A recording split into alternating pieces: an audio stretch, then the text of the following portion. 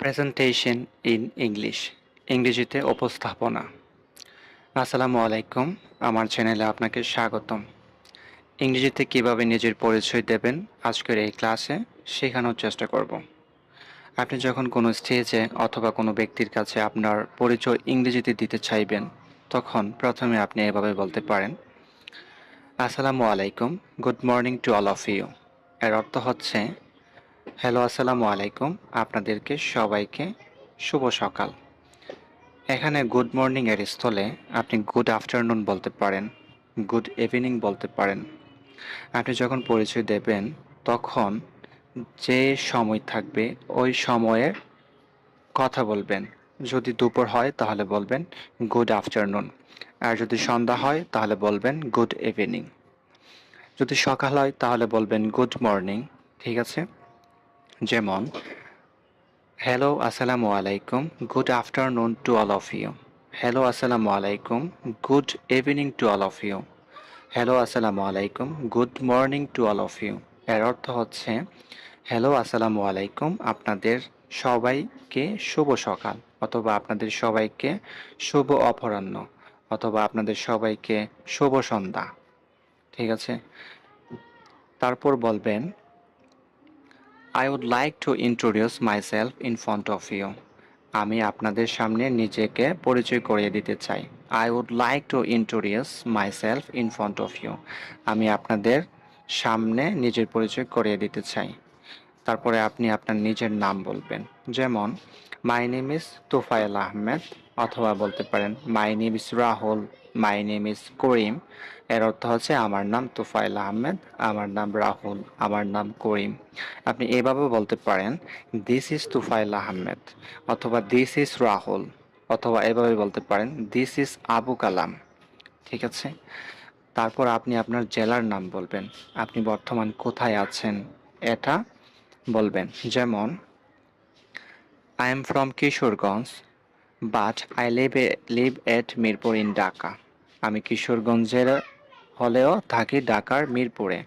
I am from Kishoreganj, but I live at Mirpur in Dhaka.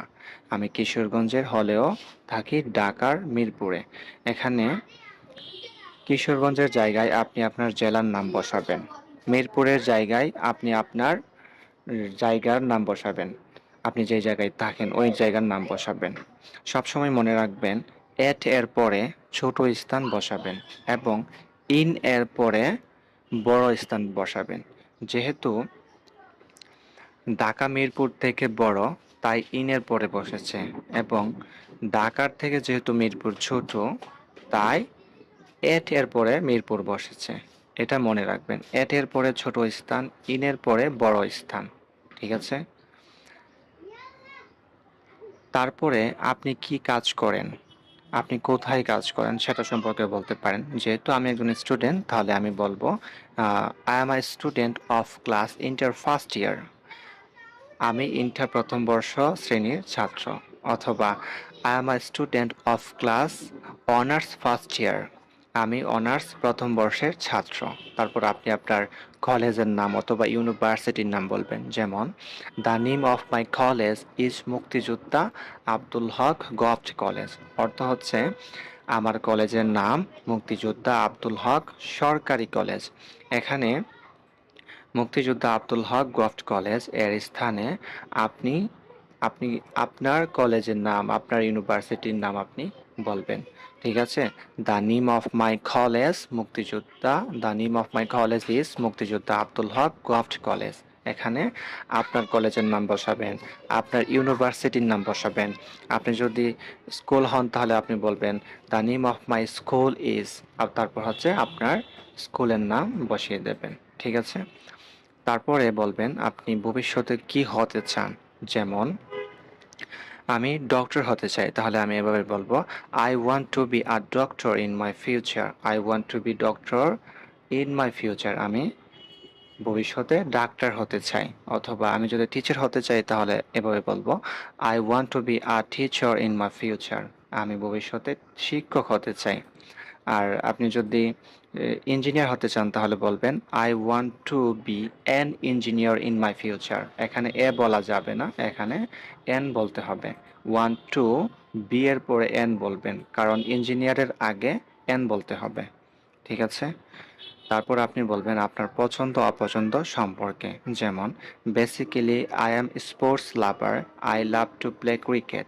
আমি ক্রীড়া প্রেমিক, আমি ক্রিকেট খেলতে ভালোবাসি। আপনি যদি ফুটবল পছন্দ করেন তাহলে বলবেন basically I am sports lover, I love to play football. আমি ফুটবল খেলতে পছন্দ করি। অথবা এটা বলতে পারেন I like to read motivational books in my free time. আমি আমার অবসর সময়ে অনুপ্রেরণামূলক বই পড়তে পছন্দ করি। ঠিক আছে? I like to read motivational books in my free time. আপনি আপনার পছন্দের সম্পর্কে এখানে বলতে পারেন। ঠিক আছে? এবং আপনি কি অপছন্দ করেন সেটা এভাবে বলতে পারেন, যেমন I don't like dishonest people. আমি অসৎ মানুষ পছন্দ করি না।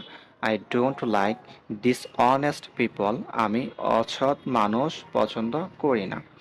এবং যখন আপনার কথা বলা শেষ হয়ে যাবে আর কিছু বলার নেই, তখন আপনি সবশেষে এটা বলতে পারেন that's all about me, thank you very much.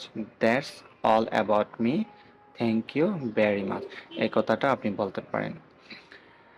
আশা করি ক্লাসটি বুঝতে পারছেন সম্পূর্ণভাবে। আজকের ক্লাসটি এখানে শেষ করছি। যারা ইংরেজিতে কথা বলা শিখতে চান তারা আমার চ্যানেলটি সাবস্ক্রাইব করে রাখুন এবং পাশে থাকা বেল আইকনকে প্রেস করে রাখুন। আমি যখন পরবর্তী ভিডিও আপলোড করব যেন সবার আগে পেয়ে যান। আর যদি আজকের ভিডিওটি ভালো লেগে থাকে তাহলে অবশ্যই কমেন্ট করে জানাবেন এবং একটা লাইক দিয়ে আমাকে ইন্সপায়ার করবেন। আগামীর ভিডিওর আমন্ত্রণ জানিয়ে এখানে শেষ করছি। আল্লাহ হাফেজ। আর হ্যাঁ, আরেকটা বিষয় না বললেই নয়।